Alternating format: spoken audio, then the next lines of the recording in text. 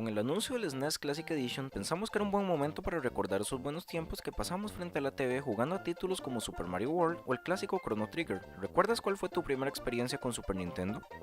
SNES fue la segunda consola de Nintendo para entretenimiento en el hogar y sus gráficos eran realmente avanzados para la época gracias a los diversos chips integrados en los juegos. Su principal competidor en la época fue el Sega Genesis o la Mega Drive. La consola fue diseñada por Masayuki Uemura, quien hizo su magia en el Famicom, y la consola llegó finalmente a Japón un 21 de noviembre del año 1990. Como es costumbre con sus lanzamientos, el stock estaba limitado a 300.000 unidades y se agotó en cuestión de horas. Gracias a esto, Nintendo logró colocarse nuevamente como líder en Japón y atrajo a grandes desarrolladores de la época como Capcom, Konami, Tecmo, Square y Enix.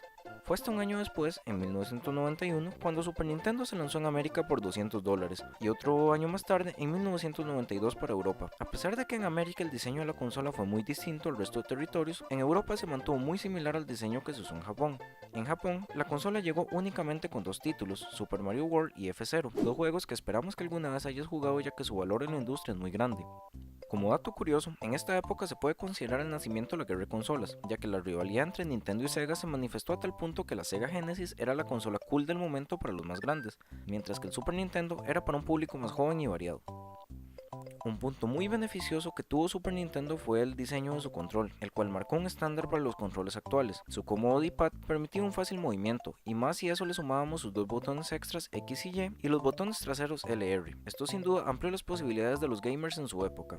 Para su época, los gráficos de la consola eran impresionantes y esto se debía gracias al Super FX chip, el cual se mostró primero en el juego Star Wing y nos mostraba polígonos en la TV y efecto 3D en una consola de 16 bits. Juegos como Yoshi's Island usaron el Super FX2 para darle un estilo visual aún más avanzado a los gráficos. Su sistema DPS integrado permitía a la consola realizar cálculos especiales para el despliegue gráfico, toda una innovación para la época y que sorprendió a los usuarios. Hablar de juegos para Super Nintendo es todo un tema. Si bien fácilmente puedes nombrar 40 o 50 juegos buenos para la consola, eso es algo que generó un poco de polémica con el SNES Classic Edition, al solo incluir 20 juegos y uno inédito como es el Star Fox 2. Super Nintendo tuvo juegos arcades impresionantes, además de personajes propios que regresaron para quedarse. Algunos juegos que fácilmente destacaron son Super Mario World, Zelda A Link to the Past, Donkey Kong Country, Super Metroid y Mario Kart, por mencionar únicamente juegos de Nintendo, pero si me pones a mencionar otros, quiero destacar Chrono Trigger y Secret of Mana, dos juegos que son todo un deleite para amantes de los RPG. La consola en sí tuvo más de 500 juegos de third parties, algo que en la actualidad deseamos que regrese a la gran N. Sabemos que muchos no iniciaron con la Super Nintendo en este hobby tan bonito como lo es el gaming, es por eso que los invitamos a repasar los juegos de esta gran consola. Ya sea que decidas utilizar un emulador o intentar conseguir el SNES Classic Edition, la Super Nintendo es una consola que forma parte de la historia y los recuerdos de muchos de nosotros. ¿Qué esperas? Puedes empezar con uno de los primeros juegos lanzados, Super Mario World, donde descubrirás una verdadera joya si nunca lo jugaste. Si eres de los que tuvieron la consola, ¿qué juegos de Super Nintendo le recomiendas a las nuevas generaciones?